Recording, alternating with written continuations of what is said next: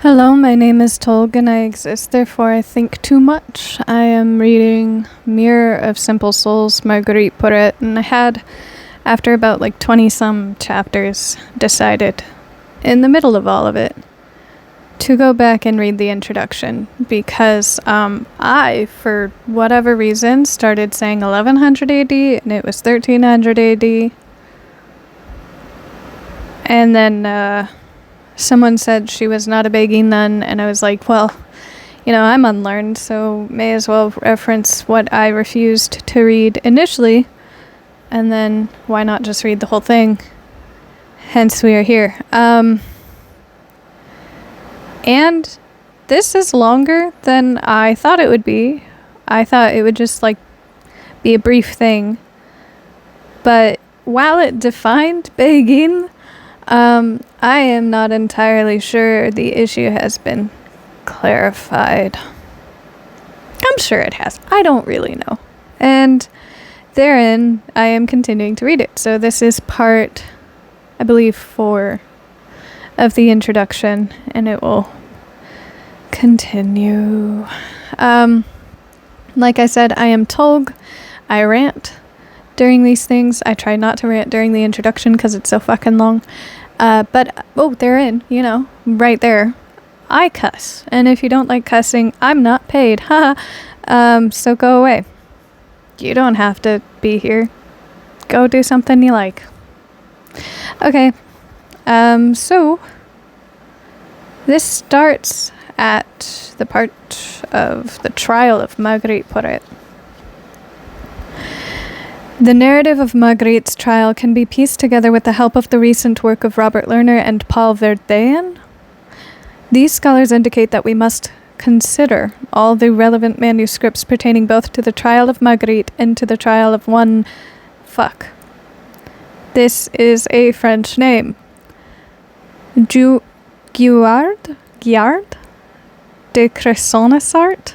Haha, I love that last name. I'm sure that's not even a last name. That's gotta be an area. If you live in Cressonissart, how is it? A self-appointed defender of Marguerite. In this way, we can have a better picture of the chronology of Marguerite's trial and therefore also a clearer idea of the influences that were at work in the background, which both scholars perceive as having everything to do with the suppression of the Templars. Interesting. As far as I understood it, the Templars were just holy knights. I didn't think that they, past being essentially pirates. That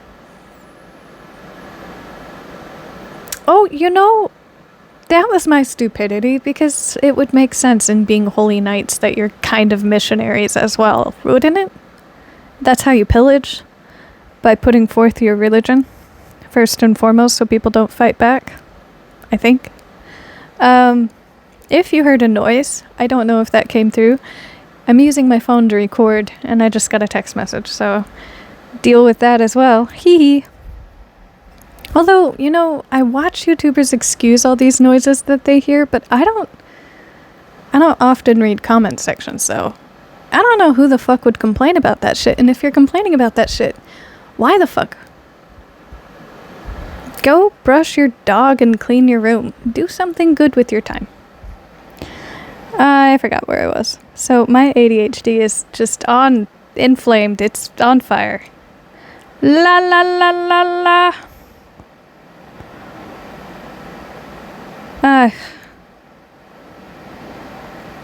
Templars. Whoops. The documents of both trials were found in the collected papers of William of Novgorod and William of Plagians, who were not mentioned in any part of the documents themselves, but were confidants of the king and played a large role in the procedures against the Templars. The fact that these and the king mentioned is in the last video, but it's something the Fair. I want to say Philip the Fair. That is the King of France. Also, there was a pope whose name was Innocent, and I don't remember where that came up, but I thought that was funny. The fact that these royal ministers had kept the documents pertaining to both processes allows the presumption that there is some connection between the trials of Marguerite and Guillard and the actions against the Templars. In March of 1310, William of Paris gathered 5 professors of law along with 11 theologians to receive advice about the cases against Marguerite and Guillard. I hate his name. I may as well just start calling him Gord, although I think people believe their names to be disrespected if you mispronounce them. A rose by any other would still have thorns. It seems that in the latter part of 1308, both Marguerite and a certain Begard from Boiva, I hate all these names, Guillard de Cresson-Essart, had been arrested by the order of the Dominican Inquisitor, William of Paris. Guillard had declared himself publicly as a defender of Marguerite, even though she had been suspected of heresy herself. So they're both suspected of heresy, but he's representing her. Solid. By March of 1310, both Marguerite and Guillard had been held in prison for approximately a year and a half. I mean, I know that at the time she probably didn't have many options to represent her, but fuck, man. Like, oh yeah, my lawyer just got convicted as well. That's really dark. Bleak is the word I was looking for. The point of this preliminary gathering was to decide in which direction to proceed, whether the theologians or the lawyers should be in charge of the trial of the 2 suspects. Interesting, because presumably whomever would be in charge of the trial at that point would be giving power over to the church or the secular. And the specific king mentioned in the last part was saying that he was the most Christian king ever, presumably. And that gave him the right to go up against the Pope because he's not taking away from the power of God, and therein he still gets the support of the Commonwealth, who need to rely on religion in order to give them hope to continue living.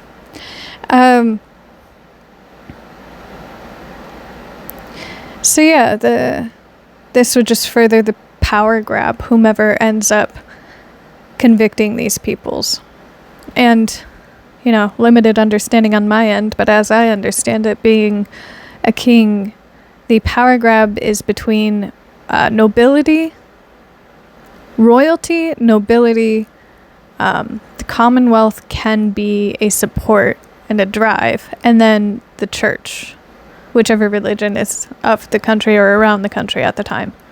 So these are all of the powers at play that would be vying for more power. Factions, I think is what you call that. And normally, the lesser factions are going to be playing a part as well, supporting whomever is the primary. And in this, it is between royalty and religion. The canonists were given the job of overseeing the trial of both prisoners. The first deliberations against Marguerite and Guillard were held 3rd of April, 1310. Prior to the first consultation against Marguerite, the inquisitor had commanded Marguerite numerous times to appear before the inquisitorial commission, but she had refused persistently to appear in court. Good on her. He personally had brought her before him. And even though she was fully aware that she was before the inquisitor himself, she contumaciously refused to swear the oath according to the regulations of the inquisitor's office. I like her. Fuck the sister.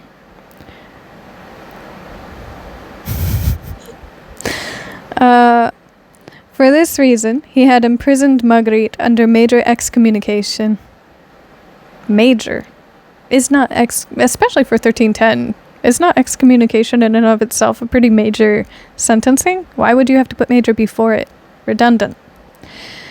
Which she had endured nearly a year and a half with a kind of toughness.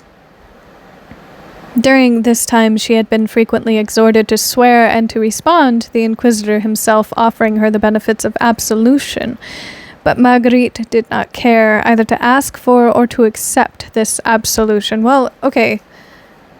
Devil's advocate? I'm not sure who in this case is the devil, so just advocacy for Marguerite. If she truly believed in what I understand to be a break in psychosis, but if she truly believed in what she was saying, that, she died to herself and God lives through her, and in her being merely a flesh puppet for God, then for her, it would be incredibly redundant to swear an oath and then receive absolution, because everything she does is by God through God. So not only would it be redundant, but then it would also debase everything she's saying. So she can't really do that if she wants to be taken seriously. And especially if it is a psychotic break and everything, this whole book is in a means to defend herself against a perceived abuser or just the church in general. It could very well be therein that, again, she wouldn't be able to side with absolution or take a quote-unquote plea deal, because then, she loses her defense and puts herself back in the hands of her abusers, and then receives an even worse fate for prior having been made wrong. Given these circumstances, at that point it would just be better to die. Given these circumstances, William of Paris gathered the canonists for this first consultation for counsel as to how to proceed. The canonists judged her to be contumacious, rebellious, and deserving to be condemned as a heretic and to be given over to the secular authorities unless she should repent immediately before or after the sentence. In the latter case, they judged that she should be perpetually imprisoned.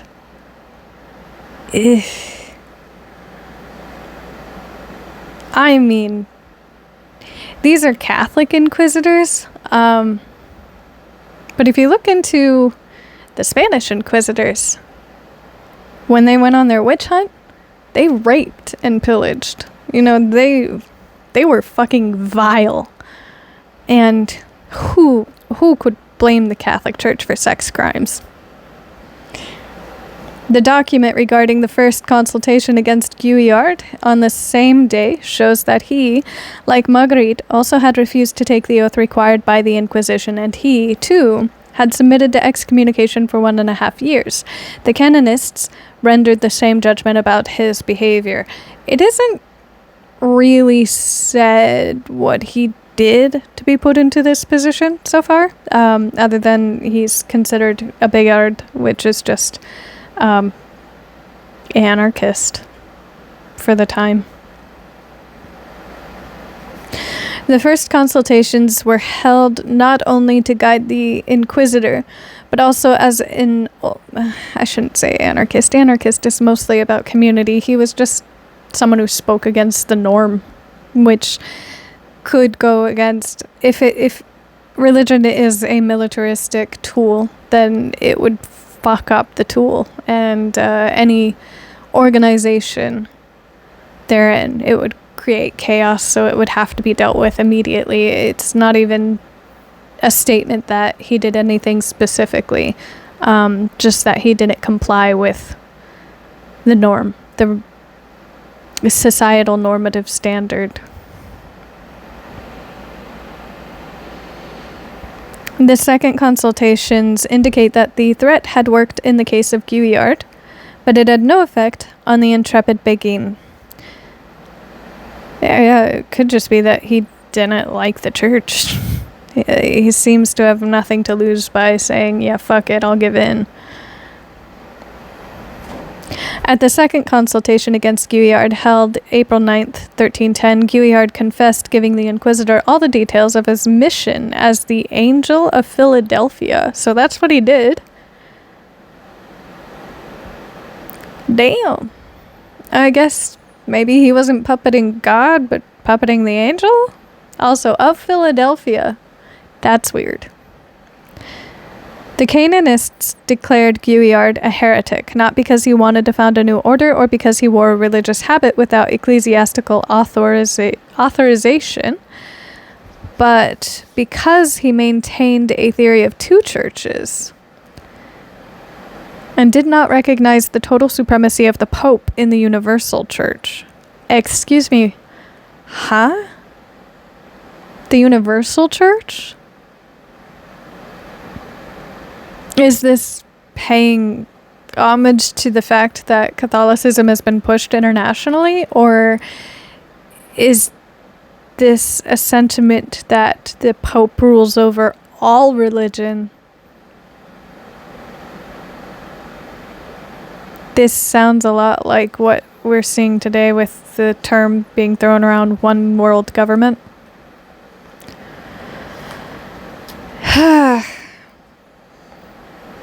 The most current interpretation of the condemnation of Guillard is that in the procedure against the Templars, Clement V and Philip IV. Okay, so Philip IV was the fair, and that was the major king. I forget who Clement V was.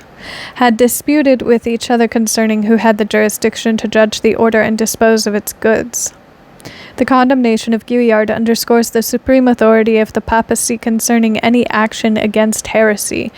According to this view, the condemnation would serve as a legitimation for Philip's suppression of the Templars. Condemning the one person that does not recognize the supremacy of the Pope would legitimize speaking against the Pope's personal army? How does that work? That doesn't seem to make sense.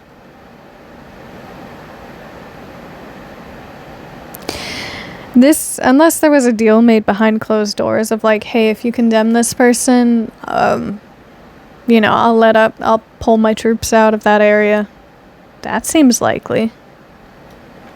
This interpretation needs to be qualified in that Philip and his ministers were not so much anti-papal as pro-crown, yeah?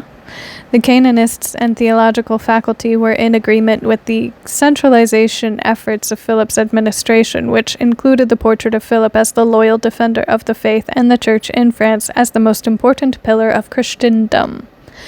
The Pope was held to be the supreme authority of the Church Universal as an article of true faith, but this affirmation was to be understood as no infringement on the legitimate rights of the French crown. Yeah, so this is just fighting power fights amongst factions. Guillard's condemnation indeed conformed to royal policy, but for more simple reasons, which do not necessarily include the disenfranchisement of the Templars. Yeah. So this had fuck all to do with the Templars. Then how did it serve as legitimation for Philip's suppression of the Templars? Suppression, not disenfranchisement, so...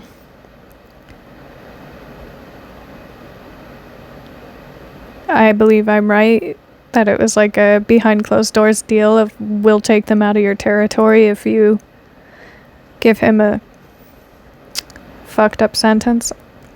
Events regarding Marguerite's status transpired quickly. On 11th of April 1310, William of Paris gathered 21 theologians to pass. Okay, so Canaanites for Guillard and theologians for Marguerite. The different judgment.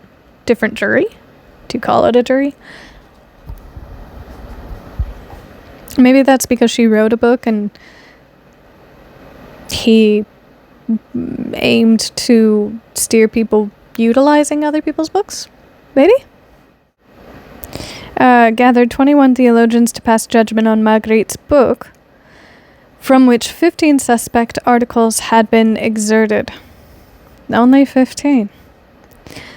After deliberation, the theologians declared that the book should be condemned as heretical. Verdean raises the question of why so many theologians would be required to decide about this book, especially since it already had been condemned sometime between 1296 and 1306 by Guy of Commieux? Is Guy a French name? I met a guy once. Bishop of Cambrai, who had it publicly burned at Valenciennes in Marguerite's presence. This just sounds like boys on a playground, being fucking vindictive and cruel, and they say women are too hormonal to lead. Marguerite states that she had sent her book to 3 authorities who had all approved of it. The first 2 are unknown to us, except for their names. A Franciscan named John of Querignon, and a Cistercian named Dom Franco, from the Abbey of Villers. A troubling fact for the Paris theologians was that the 3rd authority was Godfrey of Fontaines, a renowned and highly respected doctor of the University of Paris, who had approved the book prior to the condemnation of the bishop. Godfrey's approval was not without qualification, however. He was concerned that if some weaker souls read it, they would attempt to attain a level of perfection which would not be possible for them, and thus be deceived. Interesting. Again, this level of perfection that now Godfrey is feeding into the narrative that it can exist in the way that this novel depicts is to not exist. Is to practice the 10 or 12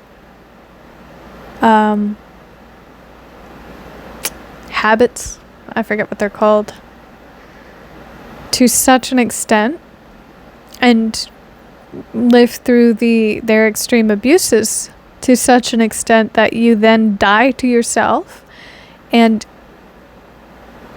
compartmentalize your soul so that God may live through you. You die without physically dying, and you live in a pocket dimension inside of yourself. I don't think that's you personally reaching perfection. I think that's you disengaging with life and letting perfection live through you. That's not you being perfect. That's something else being perfect and walking around in your skin. As clearly laid out by the book, if this is to be perceived as true, which personally I think it's possible, that's just possession, but on one side you have possession from a demon, on the other side you have possession from a god. They're both possession. And it has fuck all to do with the initial soul, the initial human, being perfect in and of themselves. So Godfrey should have feared less that people would be incapable of reaching this perfection, and should have feared more that it might, feed into the suicidal ideation that Christianity feeds into all too readily anyways. And if that needs to be explained, everything will be better once you reach heaven, once you die. The earth that God made, not good enough. The life that God gave you, not good enough. Everything that is here and now should be overcome and overlooked, and not be something you hold on to, especially not with any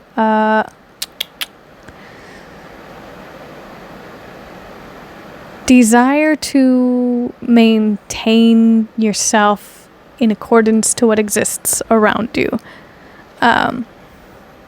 It is always a means. Christianity is always a means to keep yourself away from everything that can be considered secular or the earth. And that leaves you with the afterlife and a hope to one day die.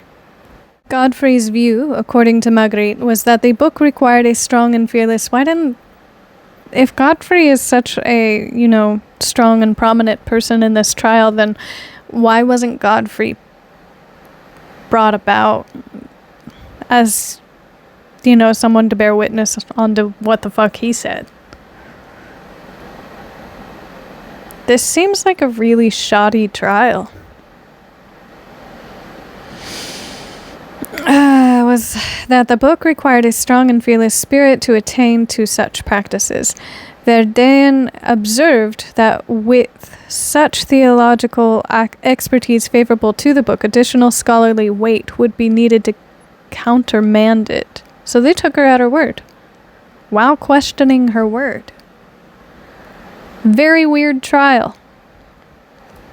With the condemnation of the book, the inquisitor could continue the proceedings against Marguerite.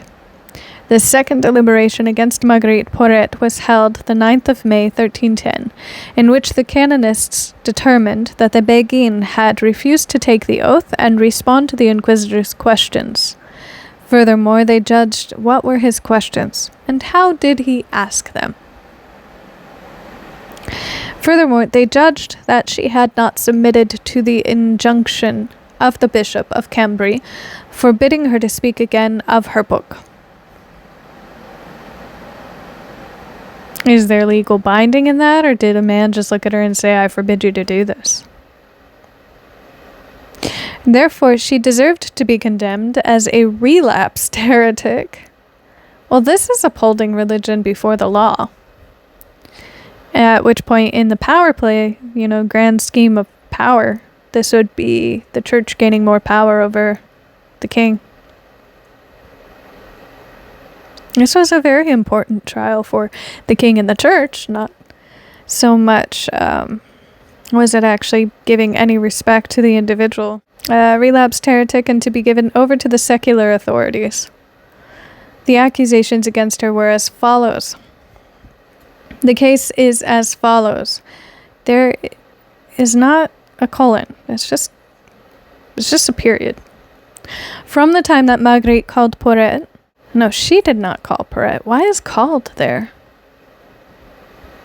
Oh, are they separating her from her family name? Porete being her last name.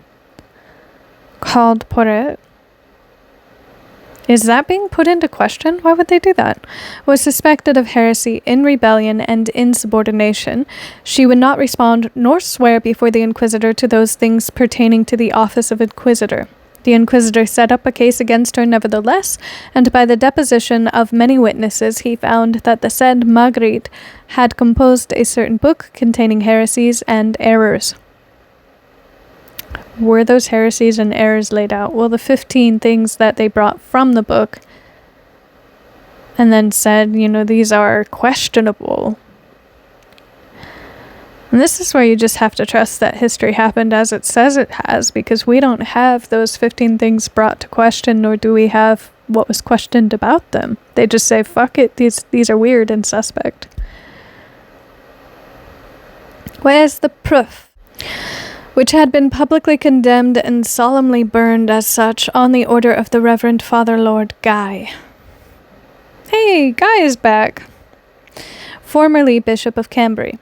The above said bishop had ordered in a letter that if she attempted again to propagate by word or writing such things as were contained in this book, he would condemn her and give her over to the judgment of the secular court. The inquisitor learned next that she had acknowledged, once before the inquisitor of Lorraine, and once before Reverend Father Lord Philip, the next bishop of Cambrai, that she still had in her possession, even after the condemnation mentioned above, the said book and others. She's written more than just this book. Interesting. The inquisitor learned also... The book is sliding! That the said Marguerite, after the condemnation of the book, had sent the said book, containing the same errors, to the Reverend Father Lord John. By the grace of God, Bishop of... Chalon-sur-Marne? Marne? And she had not only sent this book to this lord, but also to many other simple persons, beggars, and others, as if it were good. Or maybe she just sent it. Jesus. What a petty little bit of judgment at the end there. They sucked at legality. We have very dry legal papers now. If people stuck it, well, I guess not. If you do get into legal jargon, people are still really fucking petty. Okay. According to this document, Marguerite had been judged by 3 bishops and the inquisitor from Lorraine. While there is no reason to raise any question about Guy of Commeux, the witness of Philip of Marigny is not a source of confidence in terms of his integrity. Philip of Marigny was the brother of Enguerrand, who was guardian of the treasury and a confidant of Philip IV. Philip of Marigny became Bishop of Cambrai after Guy, and in 1309, the bishops change out pretty frequently, unless it was just coincidence. And in 1309, he was promoted to Archbishop of Sens by the demand of the king as a first step in the process against the Templars. Once again, the case of the Templars appears alongside Marguerite's case. The official condemnation of Marguerite and Guillard was pronounced on 31st of May 1310 by the Inquisitor William of Paris. Marguerite remained silent, and the next day, the 1st of June 1310, she was given over to the flames. What a wild way of saying you burned her alive. Given over to the flames. What a phoenix. Guillard, having renounced his errors, was imprisoned for life. You. Why was so much official interest and energy expended on one Béguin? Verdain suggests two reasons. First, the Inquisitor was anxious to demonstrate that the Inquisition maintained tight control over correct doctrine and ecclesiastical discipline, and he was unwilling to allow any questioning of his authority by secular power. I vote that one.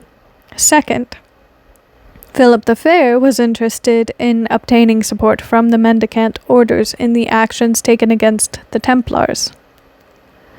Many Franciscans and Dominicans made no secret of their contempt for Béguins and Bégards, and in return for their support of royal activity, they may have demanded exemplary action against them, in which case Marguerite and Guillard would simply have been caught between the parties to a political deal. Yeah, that makes sense. The official interest in Marguerite may be explained another way, however. Oh, so this book survived because of the Streisand effect. The likelihood of mutual cooperation of church leadership in France and royal administrators in the disenfranchisement of the Templars has already been discussed. This cooperation may help us to understand why Marguerite Porete died in the flames that fateful first day of June 1310. In addition, we can perhaps abandon the attempt to explain Marguerite's death in terms of the effort to suppress the Templars. Marguerite was put to death because she was a symbol of a threat, real or perceived, to the established order intimately connected with the strengthening of royal power. So, the established order certainly would have included royal patronage of Béguin houses in France, and we have seen that a moderate enclosure of Béguins was very likely enforced during the reign of Philip IV. It may be that the primary fault of Marguerite was that she was solitary and itinerant. The charges against Marguerite in the second consultation give a sense that she moved among the towns in the northern area. Verdain's notion that the mendicants despised Béguins needs to be qualified because although the leadership of the mendicant orders resisted pastoral care of Béguins, individual priests of the orders seem to have continued their pastoral efforts nevertheless. But the positive view of particular members of the mendicant orders toward Béguins seems to have been directed toward Béguins regulated in moderate enclosure, in which case mendicant antipathy would have been directed toward a solitary Béguin. These two aspects, that quote-unquote true Béguins lived in moderate enclosure, and that these Béguins and not the solitaries and wanderers were supported by the mendicants, may be reflected in Marguerite's writings themselves. O my lover, what will Béguins say, and religious types, when they hear the excellence of your divine song? Béguins say, I err, priests, clerics, and preachers, Augustinians, Carmelites, and the friars minor, because I wrote about the being of the one purified by love. Carmelites is interesting. Mount Carmel is a religious site. I'm gonna end this here. There is I really liked Kierkegaard initially for all of the, small things that I would get about his writing here and there, and then I got a book of his and I was like, man. So the part that made me, mourn my love for Kierkegaard was he gets into like paragraphs of Egotistic Martyrdom, where he says, the wealthy don't like me because I speak the word of God to those that would not be able, due to their low-class standing, to hear the word of God. And that martyrdom sets me apart, and they think that I am insulting them for it. But those that are lower of class do not like me because I am higher class, and they believe that I am speaking down to them or speaking ill of them. And I am so alone now. And, he does recognize in having done this and set himself apart from both communities, he has made himself an easy target for simultaneously both communities, who are themselves trying to maintain their means of survival based on whatever perceived ideation, whatever resource they have got going for themselves. So, in that respect, it is shared with Marguerite Porete, where she says, I am a wanderer, and where the book says, the introduction says, that it is more than likely that she was targeted because she was not in I forget what they call it, enclosure, an encampment with a wall around it where the Beguines can be organized to a side. So yeah, there's that. Interesting note. Again, I guess this clarifies that she is in fact a Beguine. She was tried as one, in that she was a wanderer who spoke of religion.